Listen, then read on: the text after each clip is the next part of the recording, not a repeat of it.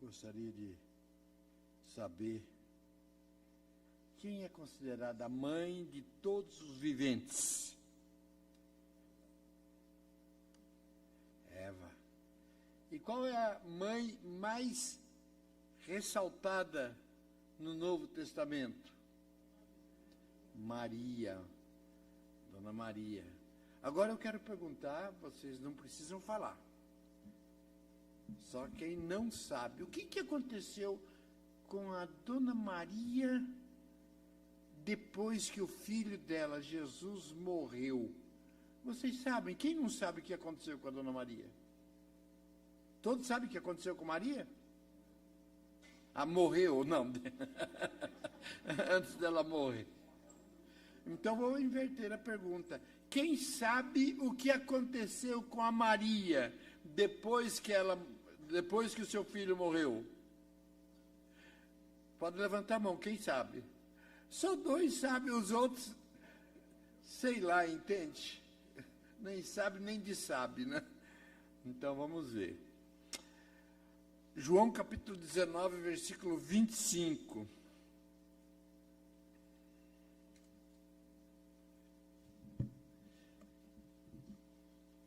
João 19, 25.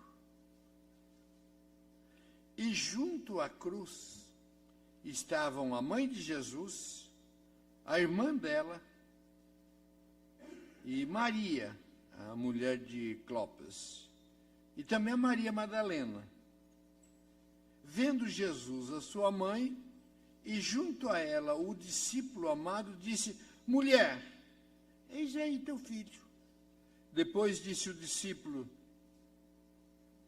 ao discípulo, eis aí a tua mãe. Dessa hora em diante, o discípulo tomou-a para casa. Na Nova Tradução, na linguagem de hoje, disse assim: esse discípulo, ou seja, João, levou a mãe de Jesus para morar dali em diante na casa dele. Na Bíblia, a mensagem: a partir daquele momento, o discípulo aceitou-a como sua mãe. Vamos orar. Querido Deus, obrigado pelo tempo que temos tido aqui, tempo gostoso, bom, mas agora, Senhor, queremos também ouvir a Tua voz, ministrando aos nossos corações, falando-nos, ensinando-nos, aproveitando também esse dia tão especial, chamado de Dia das Mães, que seja uma mensagem para os nossos corações, que ensina-nos, exorte-nos e fortaleça-nos, ministra-nos mesmo em nome de Jesus. Amém. Esta semana, eu e a Deise passamos de terça a quinta no retiro da CEPAL, tivemos a oportunidade de ministrar lá, e numa das refeições, nós nos assentamos com o mimar lá da CEPAL, ou seja, as pessoas que estavam cuidando das refeições. E ficamos um tempo conversando com a Mônica. A Mônica veio recentemente de Vitória do Espírito Santo, veio para Atibaia, para cuidar justamente da cozinha da casa que a CEPAL tem e hospeda os encontros, os retiros. E o filho dela, recém-casado, não tinha 1 ano de casado, tinha acabado de ingressar também na Polícia Militar em São Paulo e recentemente foi assassinado. Um polícia militar, um soldado, e nós começamos a conversar e eu perguntei para ela, Mônica, se esse assunto não é legal você estar falando, vamos mudar de assunto. Ela disse, não, agora eu consigo falar. Chorando, mas ela disse, agora eu consigo falar. Mas antes a minha voz travava e eu não conseguia falar desse assunto. Uma tristeza muito grande para os pais, para a mãe. que perde o seu filho. E eu fiquei imaginando agora a Maria, e quando eu falo Dona Maria, é com todo o respeito, porque ela foi a escolhida por Deus para ser a mãe de Jesus.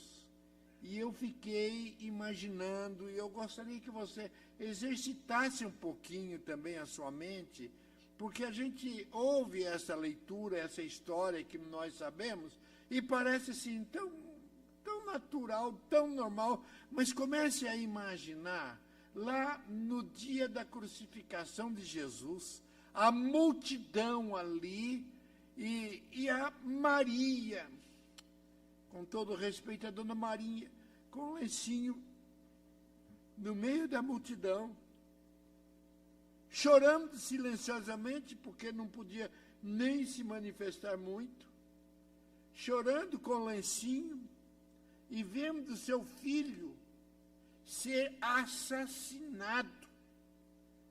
Se receber a notícia de morte de um filho, deve ser terrível. Agora ela ali, vendo o seu filho ser assassinado, sem merecer, não tinha castigo, não merecia castigo nenhum. E ela ali estava acompanhada de algumas mulheres, dos discípulos só menciona um. E a sua família? Aonde estava o seu José, o marido de Maria? Bom, a Bíblia não relata exatamente o que aconteceu com ele após a infância de Cristo. Ele não é mencionado durante o ministério de Jesus. Quando a gente lê as passagens da família de Jesus reunida, por exemplo, quando está lá na bodas de Caná, nós vemos o relato de que não menciona o nome de José. Quando a mãe de Jesus, quando Maria está reunida com os seus filhos, também não aparece, lá em Marcos 3,31, também não aparece o nome de José. E José é mencionado pela última vez, quando Jesus tinha 12 anos, que ele, a família toda, foi lá para o templo para adorar a Deus. A tradição diz que José teria falecido antes de iniciar o seu ministério. Então, provavelmente, Maria está ali sem o marido, porque ela já era uma viúva, e coube a ela cuidar do seu filho, praticamente desde que ele iniciou o ministério. Então, ela não tinha mais o seu marido ao seu lado. Bom, mas e os irmãos de Jesus?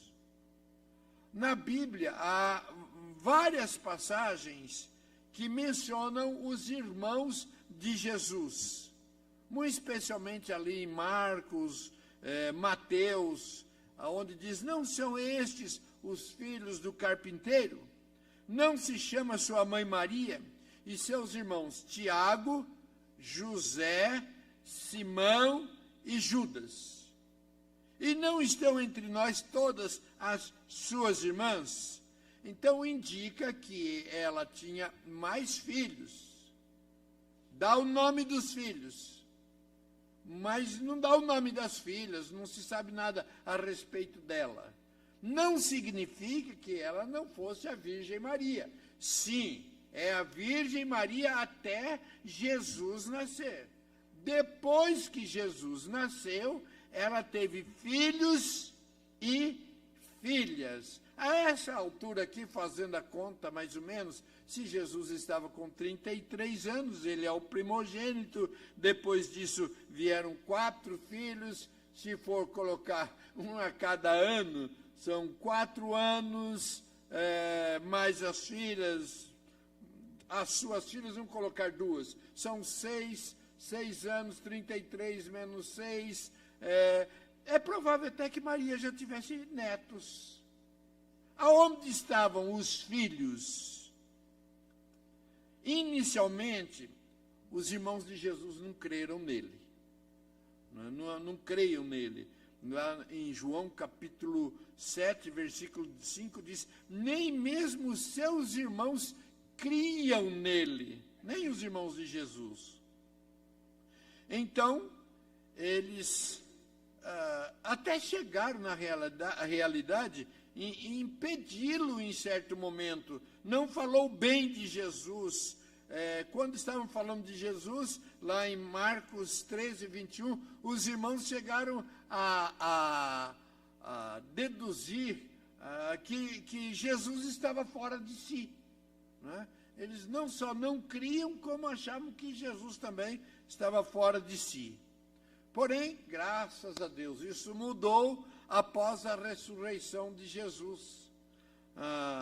Havendo então evidências claras de que seus irmãos, após a morte e ressurreição de Jesus, passaram a crer nele. Por exemplo, em Atos 1,14, diz que todos estes perseveravam unânimes em oração com as mulheres, com Maria, mãe de Jesus, e com os irmãos dele. Então já vemos os irmãos de Jesus agora já participando, inclusive, da reunião de oração. Lá em 1 Coríntios 15, versículo 7, afirma que Jesus ressuscitado apareceu a Tiago, que é o irmão de Jesus, o que pode ter sido, então, inclusive, decisivo para a conversão de Tiago, porque ele sabia que seu irmão tinha morrido e agora aparece a ele algo extraordinário acontecia. E após crerem, os irmãos de Jesus, após crerem nele, tornaram-se, inclusive, muito importantes para a igreja primitiva. Senão, vejamos em Tiago, Tiago tornou-se um líder da igreja de Jerusalém.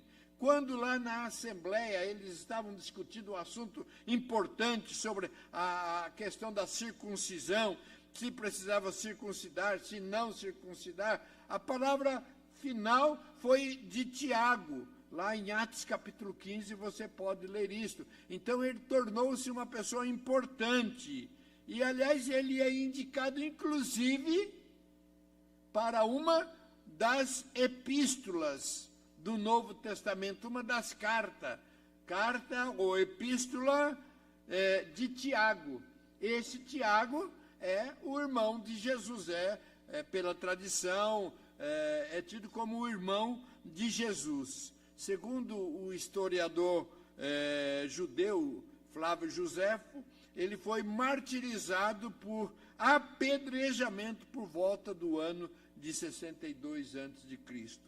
Um outro irmão dele, o Judas, que não é o Iscariotes, né? Nem o Tadeu, é um outro Judas, né? O Judas também é tido como o autor da epístola de Judas. Quando você vê lá, Judas capítulo 1, versículo 1, esse Judas aqui é tido como irmão de Jesus. Mas vamos voltar lá para Maria, lá na morte de Jesus, chorando. Eu penso, a Bíblia não diz isso, mas eu fico pensando que enquanto ela estava ali, vendo seu filho ser assassinado, injustamente, sofrendo, mas eu penso que como mãe, ela não se esquecia dos demais filhos. Cadê o Tiaguinho que tinha que estar comigo aqui? O Zezinho precisava estar aqui comigo. O Simão, o Judas, cadê as meninas aqui comigo? Eles precisavam estar aqui. Precisavam reconhecer quem é realmente o irmão deles. Olhando para a morte do filho, mas eu penso que ela não se esquecia dos demais. Não é um ditado, é uma verdade, que depois que uma mulher torna-se mãe, ela nunca mais é a mesma.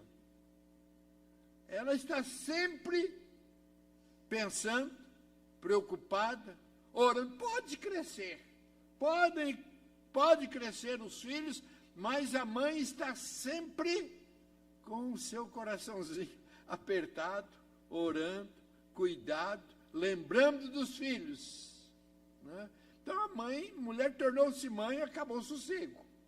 Acabou o sossego, está sempre pensando nos seus filhos. Muito obrigado, Senhor, porque aquele filho está firme no Senhor. Senhor, abençoa, porque aquela minha filha, olha, como será que meu genro está tratando a minha filha? Senhor, está sempre pensando, não descansa, né? E eu creio que Maria orou por eles.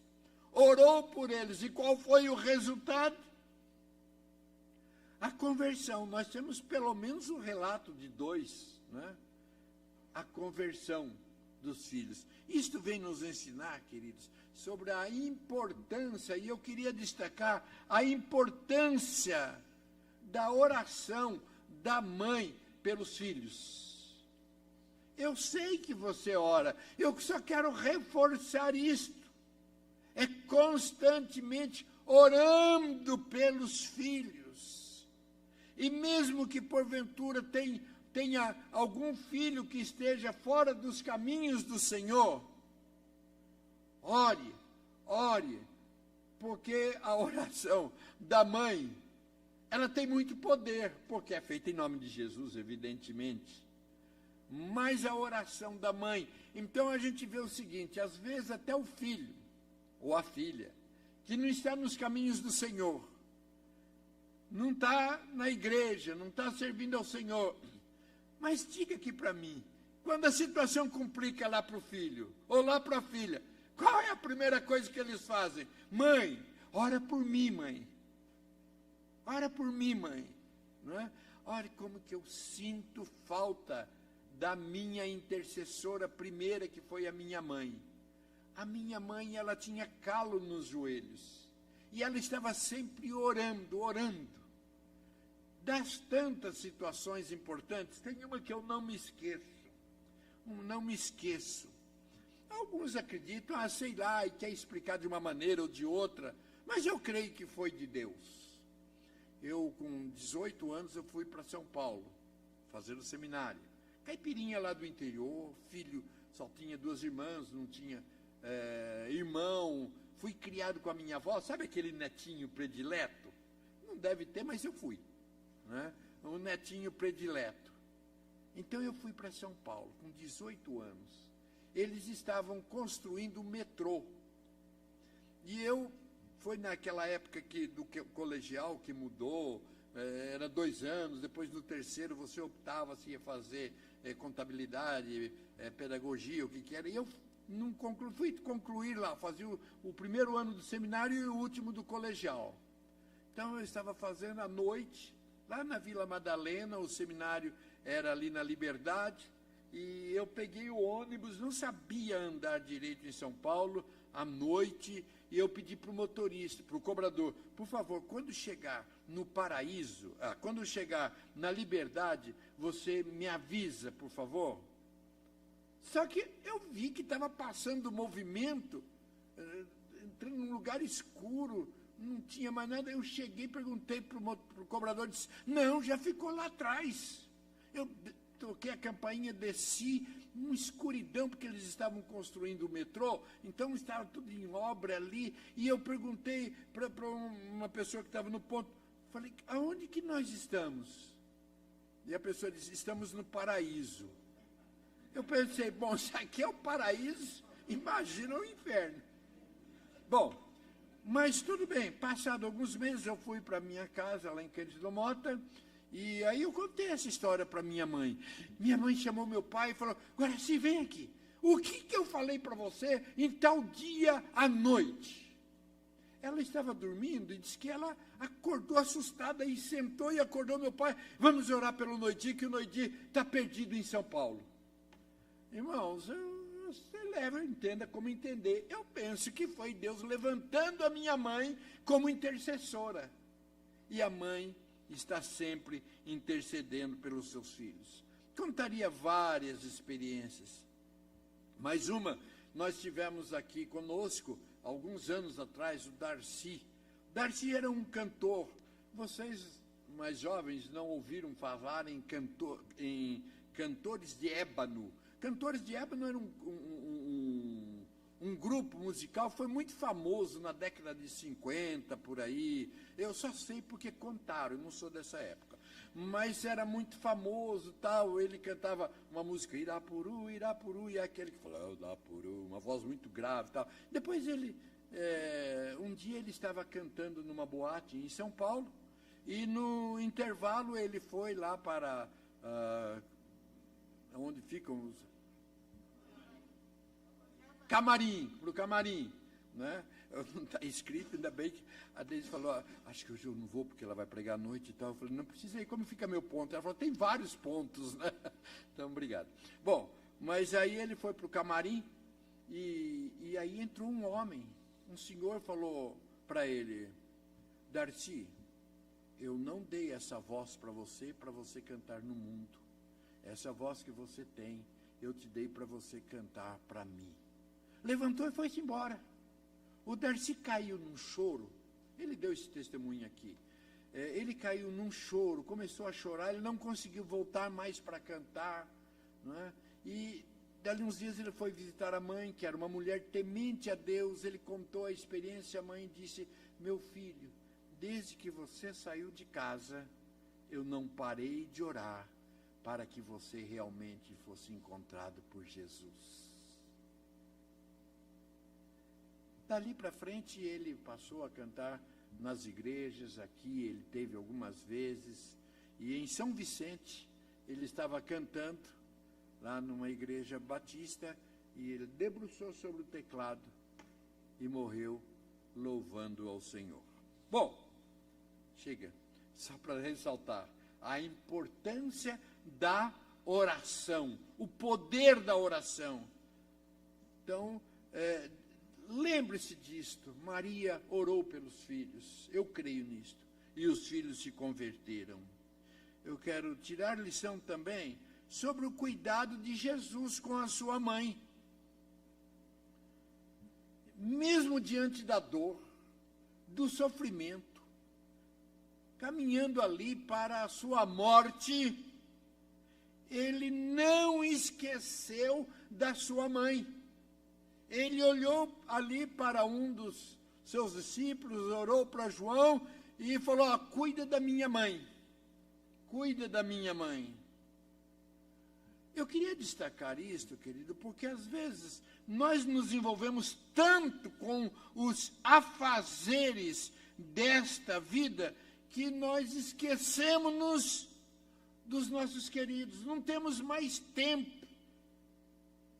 Não temos mais tempo para os nossos familiares. Às vezes só vai reunir a família na morte de alguém da família. Não temos mais tempo para a família. Às vezes nós nos entregamos tanto para o trabalho. E os filhos vão crescendo. Não tem tempo para aquele cuidado, para aquela dedicação. E às vezes até a oração é meio relâmpago, porque está tão cansado, tão cansada. Jesus teve essa preocupação. Os Titãs têm uma música que chama-se Epitáfio. Epitáfio são aquelas frases que colocam na lápide, no túmulo das pessoas que quando morre. Então, uma das músicas ele diz assim, eu devia ter amado mais e ter chorado mais. Eu queria ter aceitado as pessoas como elas são. Cada um sabe a alegria e a dor que traz no coração. Eu devia ter complicado menos, trabalhado menos, devia ter importado menos com os problemas pequenos. E vai falando, então, de que corria tanto e não tinha tempo para as coisas mais importantes. É até interessante essa música, né? Se bem que toda música, muitas músicas seculares têm coisas interessantes, mas sempre falam o que não é, né? Falamos recentemente sobre a fé, mas aqui ele diz, O acaso vai me proteger enquanto eu andar distraído. Ele fala umas coisas interessantes, mas fala, o acaso vai me proteger. O acaso não protege ninguém, né? Não é bem por aí. Mas tudo bem. E aí eu fui fazer algumas pesquisas para a questão de como que cuidar da família, o tempo para a família. E aí eu não vou falar toda a pesquisa, mas eu quero ler apenas um poema que diz assim: enquanto cresciam, corri atrás do tempo e deixei para depois o jogo no quintal, o desenho sem cor, o riso que me chamava.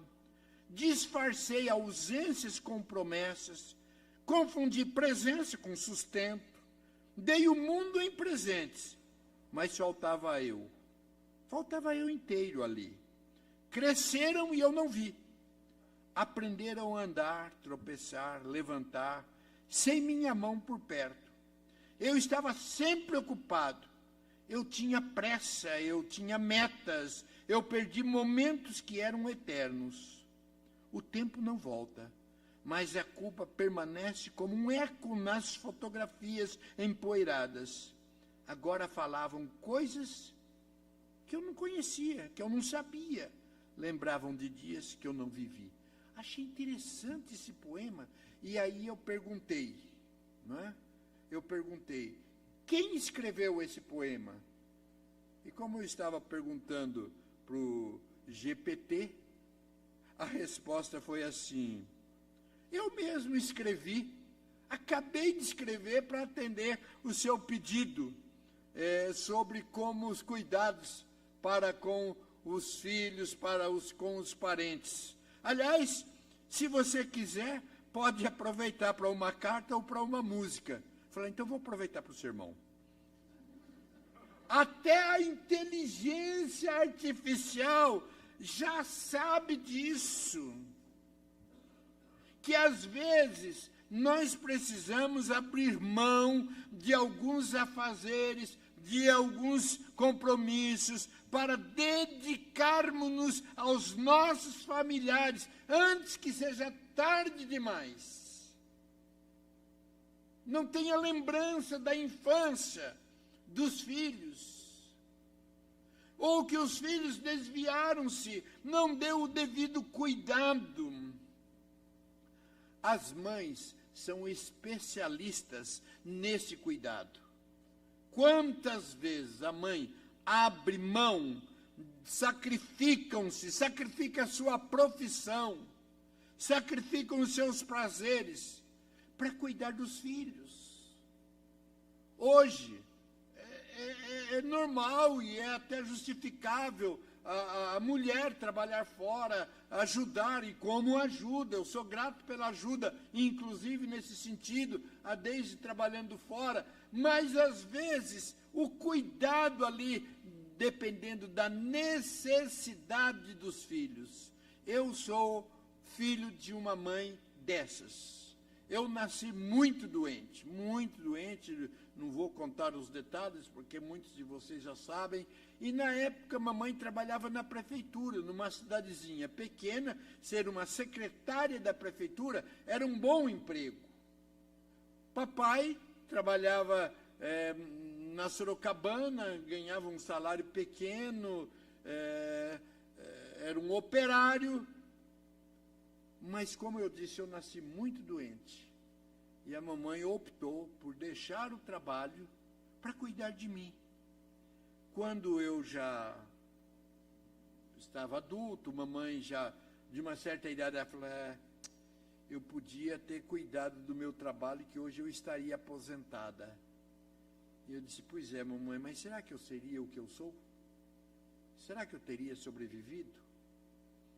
Eu passei na minha vida algumas doenças, enfermidades graves, graças a Deus já passaram todos, agora não tem mais espaço em nome de Jesus, mas sempre a mamãe cuidando de mim. É um cuidado.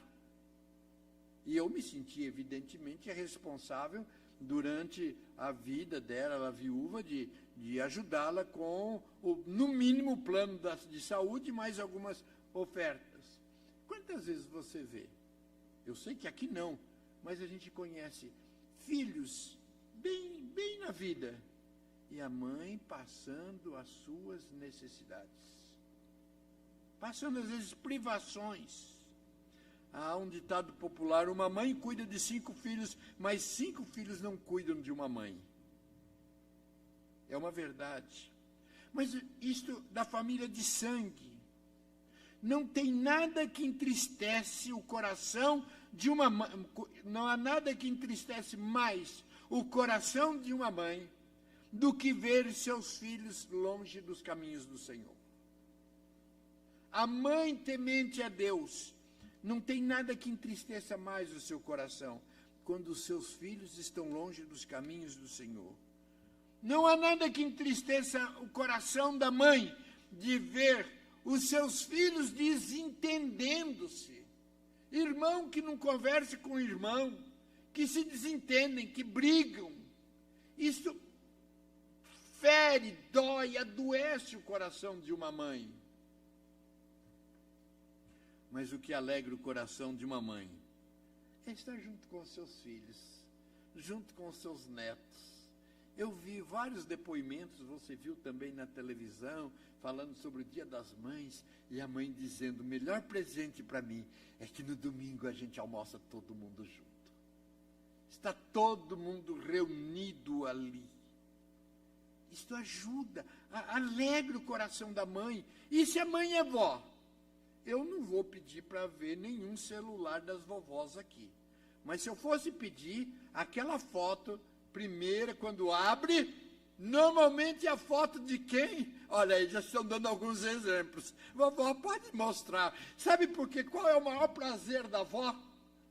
É quando se reúne. Oh, mas a minha netinha aí mostra. Aí todo mundo tira o celular e começa a mostrar. Ó, meu netinho aqui. Ó, a minha netinha aqui. A gente quer ver da gente, tem que ver de todo mundo. Mas é o prazer, é a alegria, é a alegria.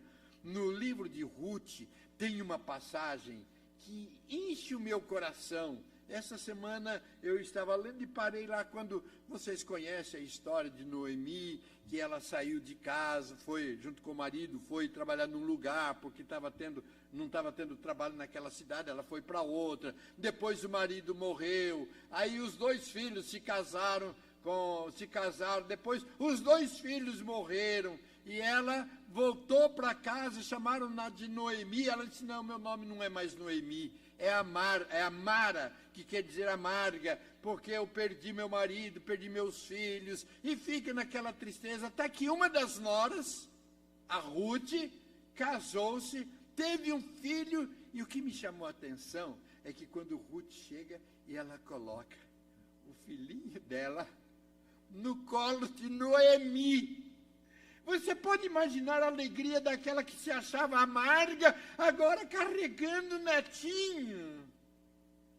Eu tenho visto algumas histórias tão tristes de noras que não deixam a vovó ver os seus netinhos, não deixam a sua sogra, porque não gosta, não concorda com a maneira que educa, a minha sogra se intromete, a minha sogra... Sabe, são tantos casos que a gente vê, mas está privando de uma alegria tão gostosa. Ponha seu netinho no colo da vovó, ponha-lhe, cuida, porque ela vai orar, ela vai cuidar, e tem prazer de fazer isto. Os avós também podem ajudar vovós que também não são muito gentis. Sabe o que marca no coração do netinho? É quando vai na casa da vovó e tem aquela comidinha gostosa. Chega, vai marcar a vida. Quando a minha mãe faleceu, mamãe nunca foi muito prendada na cozinha, né? Ela fazia o arrozinho e o feijão. Mas quando a minha mãe faleceu, uma das minhas netas disse: nunca mais eu vou comer o melhor feijão do mundo. Sabe, marcava. A Deise toma esse cuidado. Cada vez que vai encontrar com as netinhas, nem que seja um bis, um bombonzinho, alguma coisinha, vai. Quando chega em casa, domingo passado, nós tivemos um casal almoçando em casa e a Deise fez um prato que lá em casa é conhecido macarrão com chicletes. porque quando nós fomos uma vez pregar em São José do Rio Preto, e o Lucas era pequenininho, e ficamos hospedados numa casa, eu já estou terminando. Nós ficamos, não é só ponto, não. Nós ficamos lá na casa, e aí serviu um macarrão, e o macarrão vinha, pôs bastante queijo. E aí o Lucas falou: mamãe, coloca para mim mais feijão, macarrão com chicletes. E aí domingo a Deise fez para essa família que foi lá em casa, e ela fazendo a comida. Ai, estou fazendo essa comida aqui, mas quem gosta dessa comida é a Rafa. Eu precisava ter separado para o dia. Então, sabe, ao mesmo tempo, mamães, abençoa a sua vovó, a mãe, a sogra, mas vovó, capriche com os seus netinhos também nesse cuidado. Eu vou terminar, tá bom. Família da fé. Deus nos colocou numa família onde nós precisamos cuidar uns dos outros. Fazemos parte da família. Num dos CDs da Shalom, tem uma música que o pastor Edilson compôs e gravou: sofrer com quem sofre, chorar com quem chora e mostrar compaixão, orar pelo aflito e abençoar em nome de Jesus. Me diga uma coisa, quantas vezes você já lembrou em alguém da igreja: eu preciso ligar para aquele irmão, faz tempo que ele não vem, preciso ligar para aquela irmã, preciso fazer uma visita, preciso, mas fica só no preciso. A gente precisa, sim, arrumar um tempo. Põe na sua agenda: eu preciso visitar. Olha, aquele irmão, faz tempo que ele não vem na igreja. Olha, aquela irmã. Olha, hoje, eu pensava que ia encontrar aqui a dona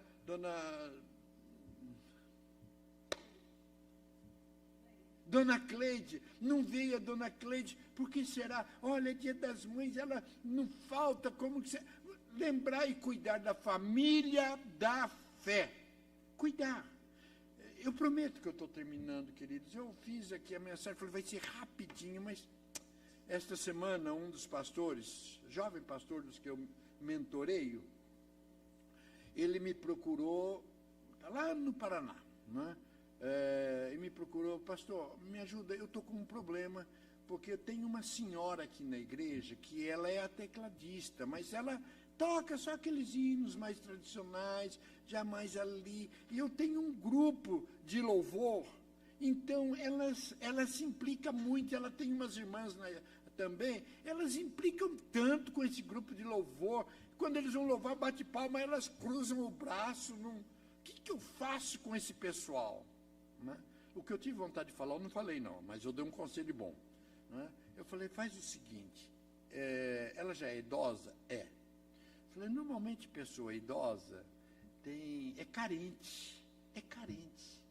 Vai lá visitá-las e fala o seguinte: que bom que a senhora toca. Elogia, porque ela está fazendo, né? o que ela pode estar fazendo ali. Dona Ada fazia o que podia, estava ali, tocava, a gente nunca vai esquecer dela, tocava muito.